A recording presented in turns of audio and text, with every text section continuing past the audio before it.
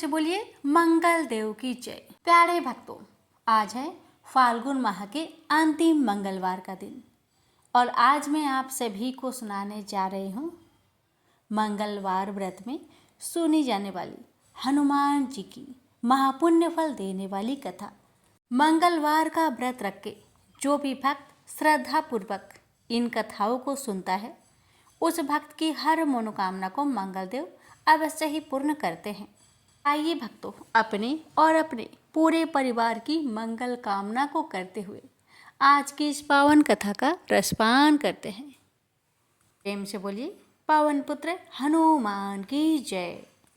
मर्यादा पुरुषोत्तम भगवान श्री राम के परम भक्त श्री हनुमान जी के बारे में तो सभी जानते हैं। ये भी जानते हैं कि दशरथ नंदन राम हनुमान के हृदय में बसते हैं। लेकिन क्या आपको यह पता है कि एक बार पवन सुत हनुमान राम जी से ही लड़ने पहुंच गए?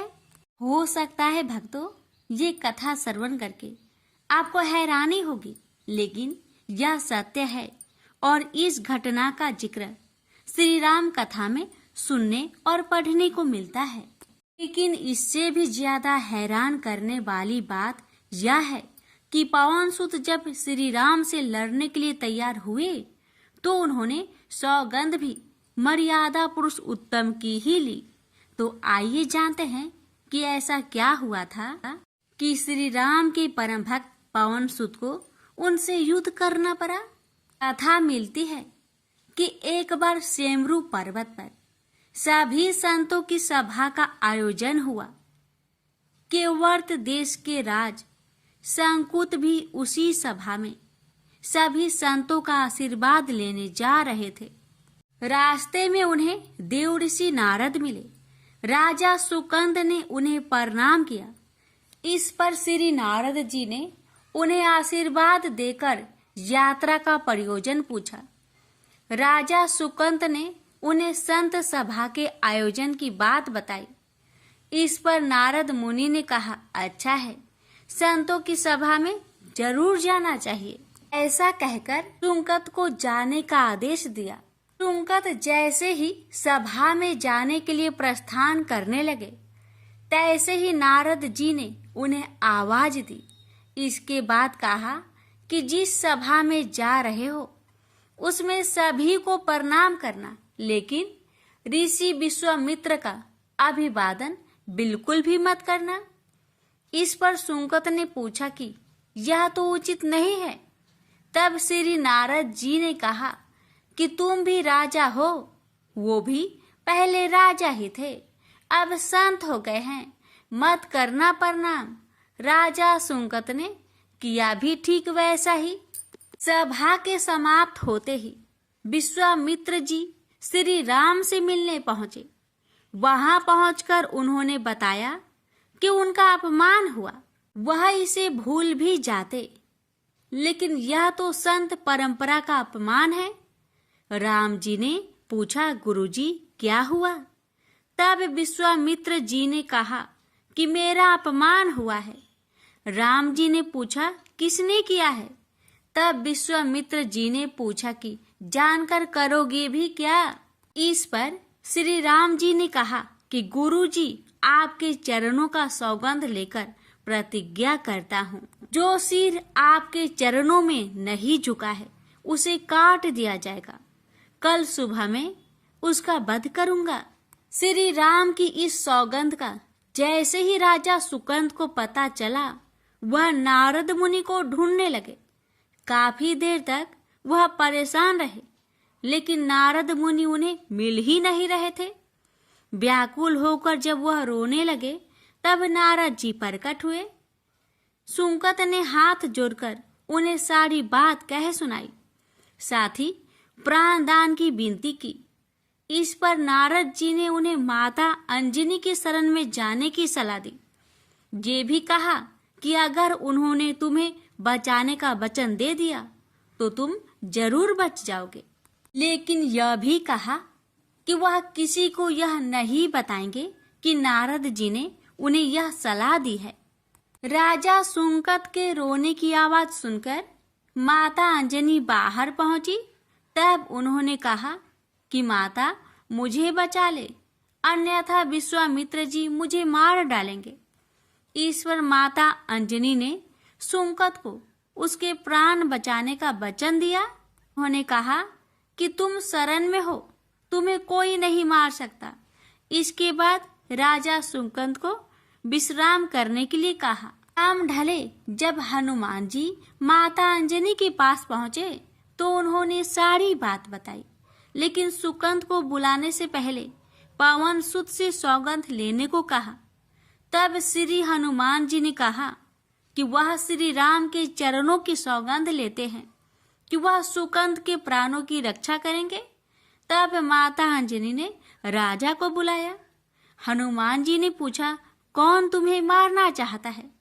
तब सुकंद ने बताया कि श्री राम उन्हें मार डालेंगे। इतना सुनते ही माता अंजनी हैरान रह गई। उन्होंने कहा कि तुमने तो विश्वामित्र जी का नाम लिया था। तब राजा ने कहा कि नहीं, वो तो मरवा डालना चाहते हैं, लेकिन मारेंगे तो राम ही। हनुमान जी ने राजा सुकंद को उनकी राजधानी में छोड़ा और श्री राम के दरबार में पहुंचे। वहां पहुंचकर उन्होंने राम जी से पूछा कि वह कहाँ जा रहे हैं। तब मर्यादा पुरुषोत्तम ने बताया कि वह राजा सुकंद का वध करने जा रहे हैं।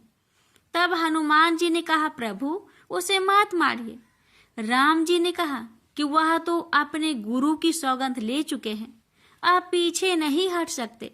हनुमान जी ने कहा, प्रभु मैंने उसके प्राणों की रक्षा के लिए अपने इष्ट देव यानी कि आपकी सौगंध ली है। तब राम जी कहते हैं, ठीक है, तुम अपना वचन निभाओ, मैं तो उसे मारूंगा। हनुमान जी राजा सुकंद को लेकर पर्वत पर पहुंचे और राम नाम का कीर्तन करने लगे। उधर राम जी राजा सुकंद को मारने के लिए उनकी राजधानी पहुंचे, लेकिन वह नहीं मिले। तो वह उन्हें ढूंढते हुए पर्वत पर पहुंचे। वहां हनुमान राम मंत्र का जप कर रहे थे। राम जी को देखते ही सुकंद डर गए। उन्होंने कहा कि अब तो राम जी उसे मार ही डालेंगे। वह बार बार हनुमान जी से पूछता कि बच जाएंगे हम। तब उन्होंने कहा कि राम मंत्र का जप करते रहो और निश्चिंत रहो, भगवान नाम पर पूरा भरोसा रखो। लेकिन वह काफी डरे हुए थे, तो हनुमान जी ने सुकंद को राम नाम मंत्र के घेरे में बैठा दिया। इसके बाद राम नाम जपने लगे। राम जी ने राजा सुकंद को देखकर जब बाण चलाना शुरू किया तो वह राम नाम के मंत्र के आगे विफल हो जाते। राम जी हताश हो गए कि क्या करें। यह दृश्य देखकर श्री लक्ष्मण जी को लगा कि हनुमान जी भगवान राम को परेशान कर रहे हैं, तो उन्होंने स्वयं ही हनुमान जी पर बाण चला दिया। लेकिन यह क्या, उस बाण से पवन सुत के बजाय श्री राम मूर्छित हो गए। यह देखते ही लक्ष्मण जी दौड़ पड़े और देखते ही कि बाण तो हनुमान जी पर चलाया था, लेकिन मूर्छित राम जी कैसे हो गए। तब उन्होंने देखा कि पवन सुत के हृदय में तो श्री राम बसते हैं। राम जी जैसे ही होश में आए, वह हनुमान जी की ओर दौड़ पड़े। उन्होंने देखा कि उनकी छाती से रक्त बह रहा है। वह हनुमान जी का दर्द देख नहीं पा रहे थे। वह बार बार उनकी छाती पर हाथ रखते और आंखें बंद कर लेते। पवन सुत को होश आया तो उन्होंने देखा कि राम जी की आंखें बंद करके हनुमान जी की छाती पर बार बार हाथ रखते हैं, फिर हनुमान जी के सिर पर हाथ फेरते हैं। तब पवन सुत ने सुकंद को पीछे से निकाला और उसे अपनी गोद में बैठा लिया। तभी राम ने फिर से हनुमान जी की माथे पर हाथ फेरा, लेकिन इस बार वहां पवन सुत की जगह राजा सुकंद थे। राम जी मुस्कुराए और हनुमान जी बोल उठे कि नाथ, अब तो आपने इनके सिर पर हाथ रख दिया है, अब तो सब कुछ आपके हाथ में ही है। इसकी मृत्यु भी और जीवन भी आप ही सुकंद की जीवन की रक्षा करे। राम जी ने हनुमान जी से कहा कि जिसे तुम अपनी गोद में बैठा लो उसके सिर पर तो मुझे हाथ रखना ही पड़ेगा। लेकिन गुरुजी को क्या जवाब देंगे? तभी हनुमान जी को विश्वामित्र जी सामने से आते दिखाई पड़े। उन्होंने राजा सुकंद से कहा कि जाओ, तब प्रणाम नहीं किया तो क्या हुआ, अब कर लो। राजा ने दौड़कर विश्वामित्र जी का अभिवादन किया। वह भी प्रसन्न हो गए और बोले, राम, इसे क्षमा कर दो। मैंने इसे क्षमा कर दिया, क्योंकि संत का काम मिटाना नहीं बल्कि सुधारना होता है। यह भी सुधर गया है। उन्होंने सुकंद से पूछा कि संत का सम्मान न करने की सलाह तुम्हें किस कुसंग में मिली? राजा सुकंद विश्वामित्र जी से कुछ कहते कि इससे पहले नारद मुनि प्रकट हो गए। उन्होंने सारी घटना कह सुनाई। तब विश्वामित्र जी ने पूछा कि नारद, तुमने ऐसी सलाह क्यों दी? तब नारद जी ने कहा, अक्सर ही लोग मुझसे पूछते थे कि राम बरे या राम का नाम बरा, तो मैंने सोचा कि क्यों न कोई लीला हो जाए कि लोग अपने आप ही समझ ले कि भगवान से अधिक भगवान के नाम की ही महिमा है। प्रेम से बोलिए जय श्री राम। सीता मैया की जय। पवन पुत्र हनुमान की जय। हनुमान जी और उनके पुत्र मकरध्वज की कथा। पवन पुत्र हनुमान बाल ब्रह्मचारी थे, लेकिन मकरध्वज को उनका पुत्र कहा जाता है। यह कथा उसी मकरध्वज की है। वाल्मीकि रामायण के अनुसार लंका जलाते समय आग की तापिश के कारण हनुमान जी को बहुत पसीना आ रहा था। इसलिए लंका दहन के बाद जब उन्होंने अपनी पूंछ में लगी आग को बुझाने के लिए समुद्र में छलांग लगाई, तो उनके शरीर से पसीने की एक बड़ी सी बूंद समुद्र में गिर पड़ी। उस समय एक बड़ी मछली ने भोजन समझ वह बूंद निगल ली। उसके उदर में जाकर वह बूंद एक शरीर में बदल गई। एक दिन पाताल के असुर राज अहिरावण के सेवकों ने उस मछली को पकड़ लिया। जब वे उसका पेट चीर रहे थे तो उसमें से बानर की आकृति का एक मनुष्य निकला। वे उसे अहिरावण के पास ले गए। अहिरावण ने उसे पातालपुरी का रक्षक नियुक्त कर दिया। यही बानर हनुमान पुत्र मकरध्वज के नाम से प्रसिद्ध हुआ। तब राम और रावण में युद्ध हो रहा था। तब रावण की आज्ञा अनुसार अहिरावण राम लक्ष्मण का अपहरण कर उन्हें पातालपुरी ले गया। उनके अपहरण से बानर सेना भयभीत व शोकाकुल हो गई। लेकिन विभीषण ने यह भेद हनुमान के समक्ष प्रकट कर दिया। तब राम लक्ष्मण की सहायता के लिए हनुमान जी पातालपुरी पहुंचे। तब उन्होंने पाताल के द्वार पर एक बानर को देखा तो वे आश्चर्यचकित हो गए। उन्होंने मकरध्वज से उसका परिचय पूछा। मकरध्वज अपना परिचय देते हुए बोला, मैं हनुमान पुत्र मकरध्वज हूँ और पातालपुरी का द्वारपालक हूँ। मकरध्वज की बात सुनकर हनुमान क्रोधित होकर बोले, यह तुम क्या कह रहे हो दुष्ट? मैं बाल ब्रह्मचारी हूँ, फिर भला तुम मेरे पुत्र कैसे हो सकते हो? हनुमान का परिचय पाते ही मकरध्वज उनके चरणों में गिर गया और उन्हें प्रणाम कर अपनी उत्पत्ति की कथा सुनाई। हनुमान जी ने भी मान लिया कि वह उनका ही पुत्र है, लेकिन यह कहकर कि वे अभी अपने श्री राम और लक्ष्मण को लेने आए हैं। जैसे ही द्वार की ओर बढ़े वैसे ही मकरध्वज उनका मार्ग रोकते हुए बोला, पिताश्री, यह सत्य है कि मैं आपका पुत्र हूँ, लेकिन अभी मैं अपने स्वामी की सेवा में हूँ, इसलिए आप अंदर नहीं जा सकते। हनुमान ने मकरध्वज को अनेक प्रकार से समझाने का प्रयास किया, किंतु वह द्वार से नहीं हटा। तब दोनों में घोर युद्ध शुरू हो गया।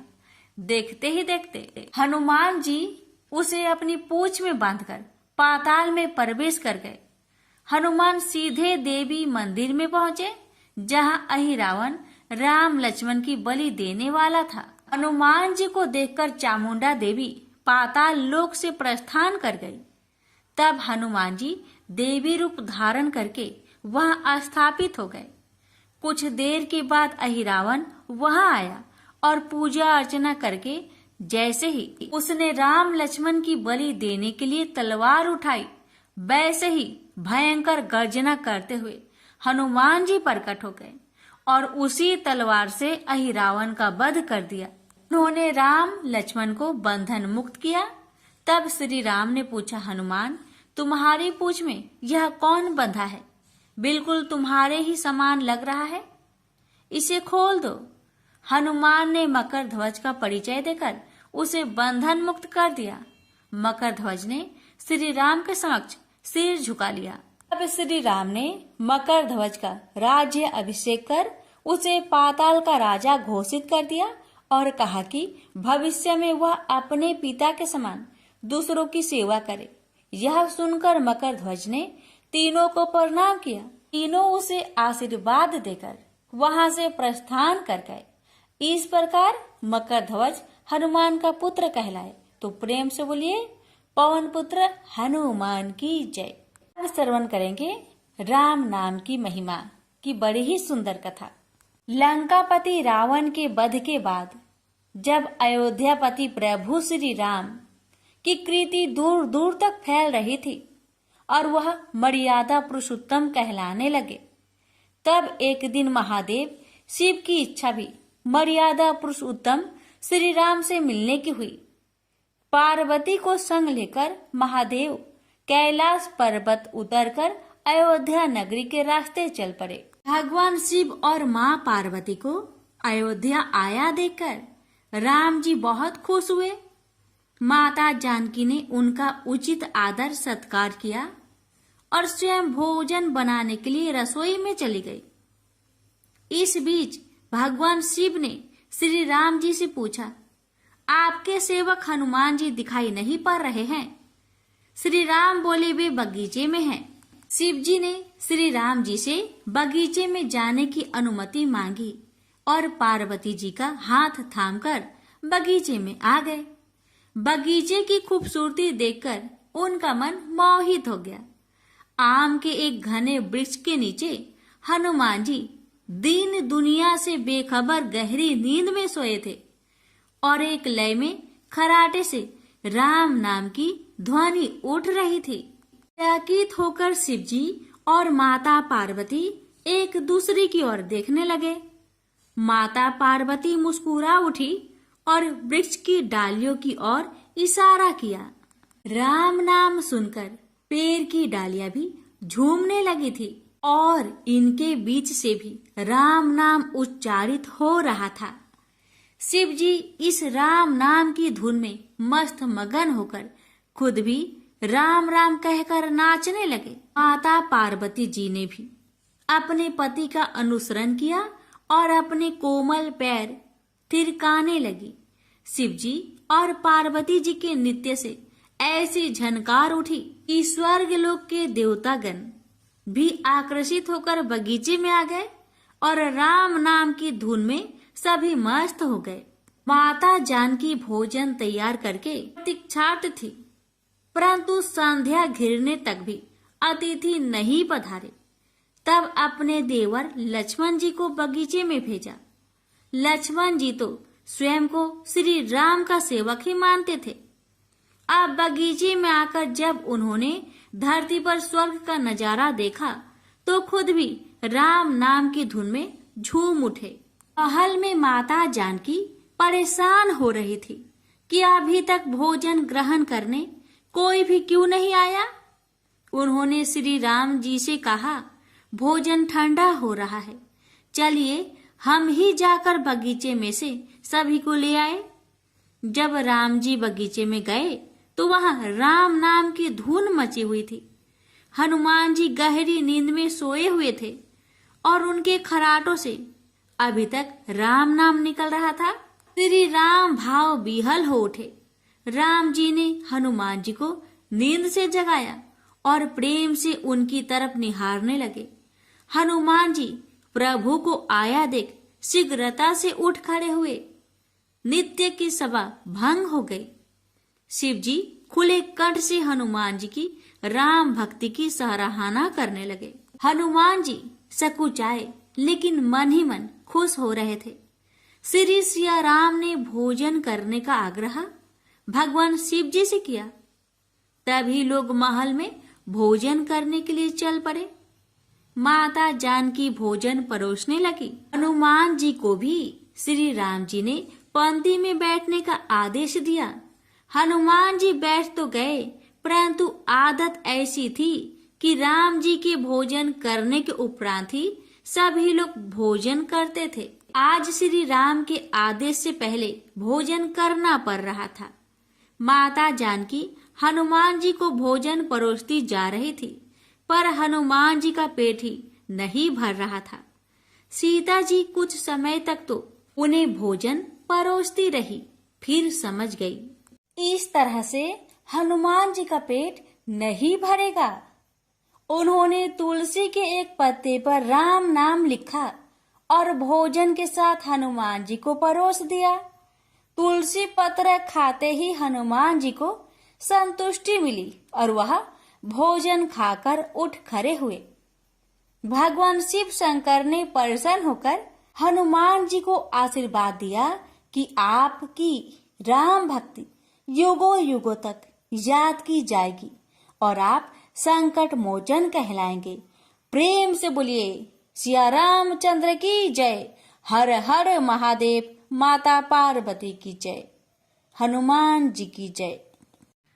व्यास जी ने कहा, एक बार नैमिषारण्य तीर्थ में 80,000 मुनि एकत्र होकर पुराणों के ज्ञाता श्री सूत जी से पूछने लगे, हे महामुने, आपने हमें अनेक पुराणों की कथाएं सुनाई हैं। आप कृपा करके हमें ऐसा व्रत और कथा बताइए जिसके करने से संतान की प्राप्ति हो तथा मनुष्य को रोग शोक अग्नि सर्व दुख आदि का भय दूर हो, क्योंकि कलयुग में सभी जीवों की आयु बहुत कम है। फिर इस पर उन्हें रोग चिंता के कष्ट लगे रहेंगे तो फिर वह श्री हरि के चरणों में अपना ध्यान कैसे लगा सकेंगे। श्री सूत जी बोले, हे मुनियों, आपने लोक कल्याण के लिए बहुत ही उत्तम बात पूछी है। एक बार युधिष्ठिर ने भगवान श्री कृष्ण से लोक कल्याण के लिए यही प्रश्न किया था। भगवान श्री कृष्ण और युधिष्ठिर का संवाद तुम्हारे सामने कहता हूं, ध्यान देकर सुनो। एक समय पांडवों की सभा में श्री कृष्ण जी बैठे हुए थे। तब युधिष्ठिर ने भगवान श्री कृष्ण से प्रश्न किया, हे प्रभु नंद नंदन गोविंद, आपने मेरे लिए अनेकों कथाएं सुनाई हैं। आज आप कृपा करके ऐसा व्रत या कथा सुनाइए जिसके करने से मनुष्य को रोग चिंता का भय समाप्त हो और उसको पुत्र की प्राप्ति हो। हे प्रभु, बिना पुत्र के जीवन व्यर्थ है। पुत्र के बिना मनुष्य नरकगामी होता है। पुत्र के बिना मनुष्य पितृ ऋण से छुटकारा नहीं पा सकता और ना ही उसका पुण्यक नामक नरक से उद्धार हो सकता है। अतः पुत्रदायक व्रत बतलाइए। श्री कृष्ण भगवान बोले, हे राजन, मैं एक प्राचीन इतिहास सुनाता हूँ, आप उसे ध्यान पूर्वक सुनो। कुंडलपुर नामक एक नगर था। उसमें नंदा नामक एक ब्राह्मण रहता था। भगवान की कृपा से उसके पास सब कुछ था, फिर भी वह दुखी था। उसका कारण यह था कि ब्राह्मण की स्त्री सुनंदा की कोई संतान न थे। सुनंदा पतिव्रता थी, भक्ति पूर्वक श्री हनुमान जी की आराधना करती थी। मंगलवार के दिन व्रत करके अंत में भोजन बनाकर हनुमान जी का भोग लगाने के बाद स्वयं भोजन करती थी। एक बार मंगलवार के दिन ब्राह्मणी गृह कार्य की अधिकता के कारण हनुमान जी को भोग न लगा सकी, तो इस पर उसे बहुत दुख हुआ। उसने कुछ भी नहीं खाया और अपने मन में प्रण किया कि अब तो अगले मंगलवार को ही हनुमान जी का भोग लगाकर अन्न जल ग्रहण करूंगी। ब्राह्मणी सुनंदा प्रतिदिन भोजन बनाती, श्रद्धापूर्वक पति को खिलाती, परंतु स्वयं भोजन नहीं करती और मन ही मन श्री हनुमान जी की आराधना करती। इसी प्रकार 6 दिन गुजर गए और ब्राह्मणी सुनंदा अपने निश्चय के अनुसार भूखी प्यासी निराहार रही। अगले मंगलवार को ब्राह्मणी सुनंदा प्रातः काल ही बेहोश होकर गिर पड़ी। ब्राह्मणी सुनंदा की इस असीम भक्ति के प्रभाव से श्री हनुमान जी बहुत प्रसन्न हुए और प्रकट होकर बोले, सुनंदा, मैं तेरी भक्ति से बहुत प्रसन्न हूँ, तू उठ और वर मांग। सुनंदा अपने आराध्य देव श्री हनुमान जी को देखकर आनंद की अधिकता से विह्वल हो श्री हनुमान जी के चरणों में गिरकर बोली, हे प्रभु, मेरे कोई संतान नहीं है, कृपा करके मुझे संतान प्राप्ति का आशीर्वाद दे, आपकी अति कृपा होगी। श्री महावीर जी बोले, तेरी इच्छा पूर्ण होगी, तेरे एक कन्या पैदा होगी, उसके अष्टांग प्रतिदिन सोना दिया करेंगे। इस प्रकार कहकर श्री महावीर जी अंतर्ध्यान हो गए। ब्राह्मणी सुनंदा बहुत हर्षित हुई और सभी समाचार अपने पति से कहा। ब्राह्मण देव कन्या का वरदान सुनकर कुछ दुखी हुआ, परंतु सोना मिलने की बात सुनी तो बहुत प्रसन्न हुआ। विचार किया कि ऐसी कन्या के साथ मेरी निर्धनता भी समाप्त हो जाएगी। श्री हनुमान जी की कृपा से वह ब्राह्मणी गर्भवती हुई और 10वें महीने में उसे बहुत ही सुंदर पुत्री प्राप्त हुई। यह बच्ची अपने पिता के घर में ठीक उसी तरह बढ़ने लगी जिस प्रकार शुक्ला पक्ष की चंद्रमा बढ़ता है। 10वें दिन ब्राह्मण ने उस बालिका का नामकरण संस्कार कराया। उसके कुल पुरोहित ने उस बालिका का नाम रत्नावली रखा, क्योंकि यह कन्या सोना प्रदान किया करती थी। इस कन्या ने पूर्व जन्म में बड़े ही विधान से मंगल देव का व्रत किया था। रत्नावली का अष्टांग बहुत सा सोना देता था। उस सोने से नंदा ब्राह्मण बहुत ही धनवान हो गया। अब ब्राह्मणी भी बहुत अभिमानी करने लगी। समय बीतता रहा। अब रत्नावली 10 वर्ष की हो चुकी। एक दिन जब नंदा ब्राह्मण प्रसन्नचित्त था, तब सुनंदा ने अपने पति से कहा, मेरी पुत्री रत्नावली विवाह के योग हो गई है, अतः आप कोई सुंदर तथा योग वर देकर इसका विवाह कर दे। यह सुन ब्राह्मण बोला, अभी तो रत्नावली बहुत छोटी है। तब ब्राह्मणी बोली, शास्त्रों की आज्ञा है कि कन्या 8वें वर्ष में गौरी, 9 वर्ष में रोहिणी, 10वें वर्ष में कन्या, इसके पश्चात रजवाला हो जाती है।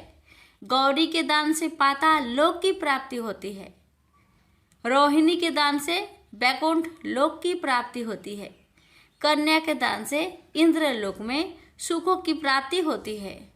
अगर हे पतिदेव रजवाला का दान किया जाता है तो घोर नरक की प्राप्ति होती है। इस पर ब्राह्मण बोला, अभी तो रत्नावली मात्र 10 ही वर्ष की है और मैंने तो 16-16 साल की कन्याओं का विवाह कराए हैं, अभी जल्दी क्या है। तब ब्राह्मणी सुनंदा बोली, आपको तो लोभ अधिक हो गया है। शास्त्रों में कहा गया है कि माता पिता और बड़ा भाई रजवाला कन्या को देखते हैं तो वह अवश्य नरकगामी होते हैं। तब ब्राह्मण बोला, अच्छी बात है, कल मैं अवश्य ही योग वर की तलाश में अपना दूत भेजूंगा। दूसरे दिन ब्राह्मण ने अपने दूत को बुलाया और आज्ञा दी कि जैसी सुंदर मेरी कन्या है वैसा ही सुंदर वर उसके लिए तलाश करो। दूत अपने स्वामी की आज्ञा पाकर निकल पड़ा। पंपई नगर में उसने एक सुंदर लड़के को देखा। यह बालक एक ब्राह्मण परिवार का बहुत गुणवान पुत्र था। इसका नाम सोमेश्वर था। दूत ने इस सुंदर व गुणवान ब्राह्मण पुत्र के बारे में अपने स्वामी को पूर्ण विवरण दिया। ब्राह्मण नंदा को भी सोमेश्वर अच्छा लगा और फिर शुभ मुहूर्त में विधि पूर्वक कन्यादान करके ब्राह्मण ब्राह्मणी संतुष्ट हुए। परंतु ब्राह्मण के मन तो लोभ समाया हुआ था। उसने कन्यादान तो कर दिया था, पर वह बहुत खिन्न भी था। उसने विचार किया कि रत्नावाली तो अब चली जाएगी और मुझे इससे जो सोना मिलता था वह अब मिलेगा नहीं।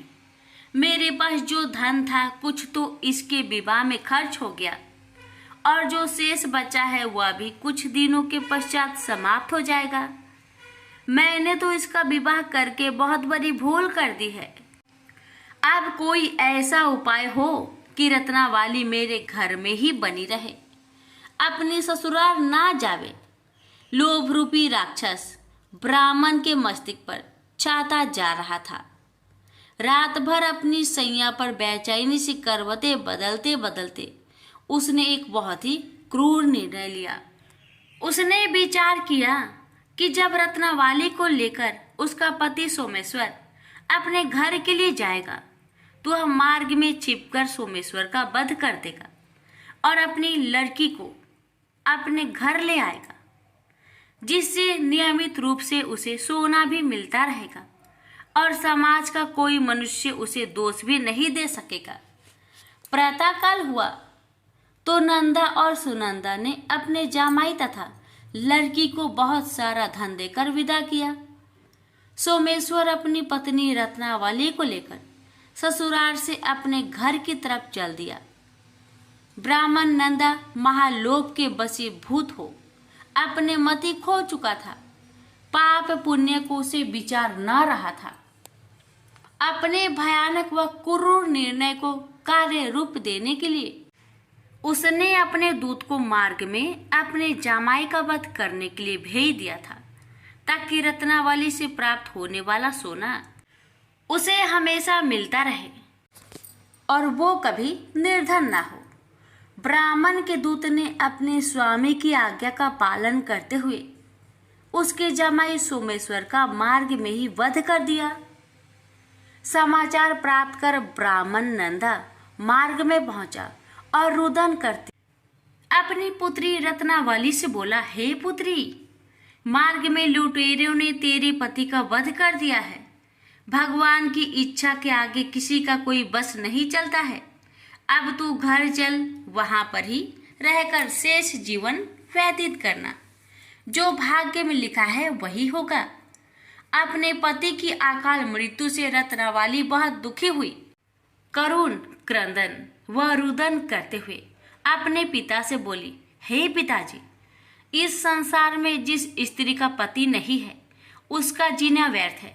मैं अपने पति के साथ ही अपने शरीर को जला दूंगी और सती होकर अपने इस जन्म को माता पिता के नाम को तथा सास ससुर के यश को सार्थक करूंगी। ब्राह्मण नंदा अपनी पुत्री रत्नावली के वचनों को सुनकर बहुत दुखी हुआ। विचार करने लगा, मैंने व्यर्थ ही जामाई वध का पाप अपने सिर लिया। रत्नावली तो उसके पीछे अपने प्राण तक देने को तैयार हो। मेरा तो दोनों तरफ से मरण हो गया। धन तो अब मिलेगा नहीं। जामाई वध के पाप के फलस्वरूप यम यातना भी भुगतनी पड़ेगी। यह सोचकर वह बहुत खिन्न हुआ। सोमेश्वर की चिता बनाई गई। रत्नावली सती होने की इच्छा से अपने पति का सिर अपनी गोद में रखकर चिता में बैठ गई। जैसे ही सोमेश्वर की चिता को अग्नि लगाई गई, वैसे ही प्रसन्न हो मंगलदेव वहां प्रकट हुए और बोले, हे रत्नावली, मैं तेरी पति भक्ति से बहुत प्रसन्न हूँ, तू वर मांग। रत्नावली ने अपने पति का जीवन दान मांगा। तब मंगलदेव बोले, रत्नावली, तेरा पति अजर अमर है, यह महाविद्वान भी होगा और इसके अतिरिक्त तेरी जो इच्छा हो वर मांग। तब रत्नावली बोली, हे ग्रहों के स्वामी, यदि आप मुझ पर प्रसन्न हैं तो मुझे यह वरदान दीजिए कि जो भी मनुष्य मंगलवार के दिन प्रातः काल लाल पुष्प लाल चंदन से पूजा करके आपका स्मरण करे, उसको रोग व्याधि ना हो, सज्जनों का कभी वियोग ना हो, सर्प अग्नि तथा शत्रुओं का भय ना रहे। जो स्त्री मंगलवार का व्रत करे वह कभी विधवा ना हो। मंगलदेव तथास्तु कहकर अंतर्ध्यान हो गए। सोमेश्वर मंगलदेव की कृपा से जीवित हो उठा। रत्नाबाली अपने पति को पुनः प्राप्त कर बहुत प्रसन्न हुई और मंगलदेव का व्रत प्रत्येक मंगलवार को करके व्रतराज और मंगलदेव की कृपा से इस लोक में सुख ऐश्वर्य को भोगते हुए अंत में अपने पति के साथ स्वर्ग लोक को गई। प्रेम से बोलिए मंगल देव की जय। सुनिए मंगलवार मंगला गौरी माता की व्रत कथा। प्राचीन काल में कुरु देश में श्रुति कीर्ति नामक एक राजा शास्त्र ज्ञाता, कीर्तिमान तथा शत्रु रहित था। वह 64 कलाओं को जानने वाला तथा धनुर्विद्या में निपुण था। उसके यहाँ संसार की किसी वस्तु की कमी ना थी। कमी थी तो केवल एक संतान की। संतान प्राप्ति के लिए वह दिन रात यत्न करता था। उसने संतान के लिए देवी की आराधना भी की। एक दिन देवी ने उसकी आराधना से प्रसन्न होकर उससे साक्षात दर्शन दिए और कहा, हे श्रुतकीर्ति, वर मांगो। राजा श्रुतकीर्ति ने कहा, माँ, यदि आप मुझ पर प्रसन्न है तो मुझे एक पुत्र दे। आपकी कृपा से मेरे यहाँ धन्य धान्य आदि किसी चीज की कमी नहीं। बस एक पुत्र का सुख छोड़कर मेरे यहाँ सब आनंद है। राजा के वचन सुनकर देवी मुस्कुराई। उसने कहा, राजन, तुमने एक दुर्लभ वस्तु की याचना की है, फिर भी तुमको पुत्र अवश्य दूंगी। लेकिन तुम मेरी बात को ध्यान देकर सुनो। तुम्हारे यहाँ जो पुत्र होगा वह अत्यंत गुणवान भी होगा, किंतु वह 16 वर्ष से अधिक नहीं जिएगा। हाँ, यदि एक सुंदर अथवा विद्याविहीन पुत्र होगा तो वह बहुत समय तक जीवित रहेगा। देवी की बात सुनकर राजा चिंताग्रस्त हो गया। उसने अपनी रानी से बात की और फिर उसकी बात से गुणी संपूर्ण लक्षण युक्त 16 वर्ष की आयु वाला पुत्र मांगा। देवी ने कहा, राजा, मेरे मंदिर के मुख्य द्वार पर आम का पेड़ है। मेरी आज्ञा है कि तुम उस पेड़ से एक आम तोड़कर अपनी रानी को खाने के लिए दो। उसको खाने से रानी को अश्वमेव गर्भ रहेगा। राजा ने प्रसन्न होकर देवी के मंदिर के मुख्य द्वार पर जो आम का पेड़ था वहां से एक आम तोड़कर अपनी पत्नी को खाने के लिए दिया।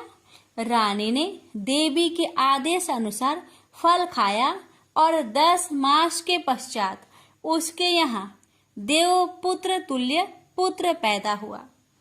हर्ष शोक से संपन्न राजा ने राजकुमार का जात कर्म आदि संस्कार करवाया और भगवान सदा शिव का ध्यान धरकर उसका नाम चिरायु रखा। लड़का अपने माता पिता की देख रेख में चांद की तरह बढ़ने लगा। दिन बीतते गए और उसका 16वां वर्ष आरंभ हो गया। राजा रानी दोनों को चिंता सताने लगी। राजा ने सोचा, मैंने यह पुत्र बड़े कष्ट से प्राप्त किया है। अपनी आंखों में से इसकी मृत्यु कैसे देख सकूंगा। यह विचार करके उसने राजकुमार को उसके मामा के साथ काशी भेज दिया। जाने के समय रानी ने अपने भाई से कहा, तुम कार्पटिक भेष धारण करके राजकुमार को काशी ले जाओ। मैंने इसके जन्म से पूर्व भगवान श्री सदाशिव से प्रार्थना की थी, हे प्रभु, पुत्र प्राप्ति पर मैं उसे जगतपति की यात्रा के लिए भेजूंगी। तुम इसको इस समय काशी ले जाओ कि देह प्राण की रक्षा करना। रानी का भाई अपनी बहन की बात सुनकर भांजे को साथ लेकर काशी चला गया। कई दिन की यात्रा के पश्चात वह आनंद नगर पहुंचा। वहां पर बीरसेन नामक राजा राज्य करता था, जो शास्त्र ज्ञाता, कृतिमान तथा शत्रु रहित था। उस राजा की कन्या मंगल गौरी अपने रूप लावण्य के कारण चहु और प्रसिद्ध थी। मानो वह राजकुमारी आकाश की चांद की तुलना में धरती का चांद थी। इस समय राजकुमार चिरायु तथा उसका मामा आनंद नगर में शहर से बाहर के शाही बगीचे में पहुंचे। उस समय राजकुमारी मंगल गौरी अपनी सखी सहेलियों के साथ खेल रही थी। राजकुमार चिरायु तथा उसका मामा खेलती हुई लड़कियों को देखने लगे। खेलती हुई लड़कियों में से एक ने क्रोध में भरकर राजकुमार को रंडा कहा। उस बालिका को क्रोधित और दुर्वचन कहते देखकर राजकुमारी ने उस बालिका से कहा, हे सखी, तुम दुर्वचन क्यों कहती हो? मेरे संग अयोग्य वाणी बोलने वाली कोई भी स्त्री नहीं है। देखो, मंगला गौरी के प्रसाद एवं मंगला गौरी व्रत के प्रभाव से मेरे हाथ से जिसके माथे पर चावल गिर जाए, उसके साथ मेरा विवाह हो जाने पर यदि वह थोड़ी आयु वाला है तो भी चिरायु हो जाएगा।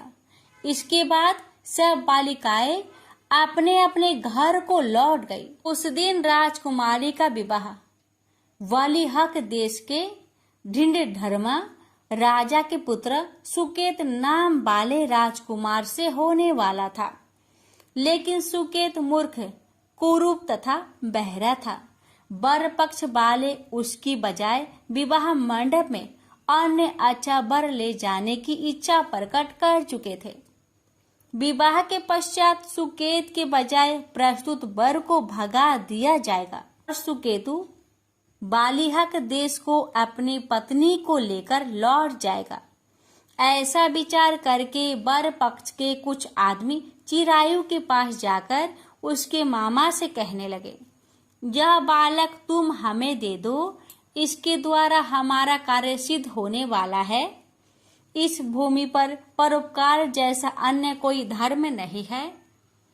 उन लोगों की बात सुनकर चिरायु का मामा प्रसन्न हो गया, क्योंकि वह बगीचे में मंगल गौरी की बात सुन चुका था। उसने वर पक्ष वालों से कहा, आप लोग इस लड़के को क्यों चाहते हैं? विवाह के लिए वस्त्र, गहने आदि तो मांगे जा सकते हैं, लेकिन कोई वर थोड़े ही मांगा जाता है। फिर भी मैं आपकी बात रखता हुआ लड़का आपको दे रहा हूँ। और पक्षीजन राजकुमार चिरायु को विवाह मंडप में ले गए और विवाह कार्य सिद्ध हो गया। जब सप्तपदी आदि कार्य होने के बाद रात में राजकुमार मंगल गौरी के साथ सोया ही उसका 16वां वर्ष समाप्त हो रहा था। ठीक उसी समय काल सांप के रूप में वहां आया। संयोगवश उसी समय राजकुमारी की नींद खुल गई और वह सांप को देखकर मारे भय के कांपने लगी। फिर उसने भय त्याग कर सांप की पूजा की, पीने के लिए उसे बहुत सा दूध दिया, प्रार्थना की, दीन बानी से उसकी स्तुति की। मंगल गौरी ने कहा, मैं उत्तम व्रत करूंगी, मेरे पतिदेव जीवित हो जाए और चिरंजीवी हो। देखते ही देखते सांप कमंडल में प्रवेश कर गया। अपनी कुछ की चोली से राजकुमारी ने कमंडल का मुख बांध दिया। उस समय राजकुमार अपने शरीर के अंगों को ऐंठते हुए जाकर उठकर बैठ गया। उसने राजकुमारी से कहा, मुझे बहुत भूख लगी है। राजकुमारी ने माता के समीप जाकर लड्डू आदि लाकर राजकुमार को खाने के लिए दिए। राजकुमार ने प्रसन्न होकर भोजन किया। हाथ धोते समय उसके हाथ से अंगूठी गिर गई। वह पान खाकर दोबारा सो गया। उसके सोने के बाद राजकुमारी कमंडल को बाहर फेंकने के लिए गई, लेकिन विधि के विधान से बाहर जाते समय चमकते हुए हार की चमक देखकर चकित रह गई। उसने उस घाट में स्थित हार को अपने गले में पहन लिया। थोड़ी रात बाकी रहने पर चिरायु का मामा आकर उसे ले गया। चिरायु के जाने के बाद बर पक्षीय जन सुकेतु को वहां ले आए। मंगल गौरी ने जब सुकेतु को देखा तो कहा, यह मेरा पति नहीं है। इस पर वर पक्षीय जनों ने राजकुमारी से कहा, हे देवी, यह तुम क्या कह रही हो? यदि कोई पहचान हो तो कहो। मंगल गौरी ने कहा, रात को मेरे पति ने जो मुझे जराऊ हार दिया है, उस हार के रत्नों की सुंदरता यह बताए, यह कोई अन्य ही है। रात्रि में अम्र सेचन के समय मेरे पति का केसर युक्त पद मेरी जांग में लगा हुआ है। सब लोग उसे देखो। रात के समय मेरे पति और मेरे पति के बीच जो बातचीत हुई है और हमने क्या भोजन किया था, ये भी बतलाए तो यह मेरा पति होगा। मंगल गौरी की बात सुनकर हर पक्षी जनों ने कहा, ठीक है, लेकिन सुकेतु उपरोक्त प्रश्नों में से किसी एक का भी उत्तर नहीं दे सका। इस पर कन्या पक्ष वालों ने उसके साथ राजकुमारी को भेजने से इनकार कर दिया और बर पक्षीय जन अपना सा मुंह लेकर जैसे आए थे वैसे ही लौट गए। मंगल गौरी के पिता महाराजा वीरसेन ने प्रसन्न होकर एक महान यज्ञ रचाया। उसने ये भी सुना कि बर पक्षीय जन किस प्रकार अपने कुरूप राजकुमार के बजाय किसी अन्य सुंदर युवक को विवाह के मंडप में ले आए थे और उसके साथ मंगल गौरी का विवाह हुआ था। अब मंगल गौरी राजमहल के बरामदे में एक चीक की ओट में बैठ गई और प्रत्येक आते जाते यात्री को देखने लगी ताकि उनमें कहीं उसे चिरायु दिखाई दे जाए। उधर चिरायु भी अपने ससुराल का हाल जानने के लिए अपने मामा के साथ वहां आन पहुंचा। जो ही वह चीक के सामने से गुजरा, मंगल गौरी ने उसे देखकर कहा, पिताजी, मेरे पति आ गए हैं। राजा ने तुरंत ही मामा भांजे को राजभवन के भीतर बुलवा भेजा। मंगल गौरी की बतलाई हुई सब निशानियां चिरायु में मौजूद थी। राजा ने वस्त्र भरण, अश्व गज, रथ तथा अन्य बहुत सी चीजें के साथ मंगल गौरी चिरायु के साथ कर दी। उसके बाद चिरायु राजा वीरसेन से विदा होकर अपनी पत्नी एवं मामा के साथ कुल नंदन सेना सहित अपने नगर को गया। जब उसके माता पिता ने लोगों के मुख से उसकी आपसी के संबंध में सुना तो उन्हें इस बात का विश्वास नहीं हुआ। वह सोचने लगे कि भाग्य के विपरीत कैसे हो सकता है। वह अभी यह सोच ही रहे थे कि राजकुमार चिरायु ने माता और पिता के चरणों में प्रणाम किया। माता ने उसका सिर सूंघा और उसके आनंद का कोई पारावर न रहा। फिर उसने पुत्र वधू को अपनी गोदी में बैठाकर उससे सारा हालचाल पूछा। भगवान शंकर बोले, हे महान मुने, मंगल गौरी ने उसको व्रत महात्म्य तथा पिछला समस्त घटनाक्रम बतलाया। हे सनत कुमार, मंगल गौरी के कारण ही तभी से यह व्रत मंगल गौरी के नाम से प्रसिद्ध हुआ। इसे जो कोई भी सुनेगा अथवा इसका कीर्तन करेगा, उसके सभी मनोरथ सिद्ध हो जाएंगे, इसमें संशय नहीं है। प्रेम से बोलिए मंगला गौरी माता की जय।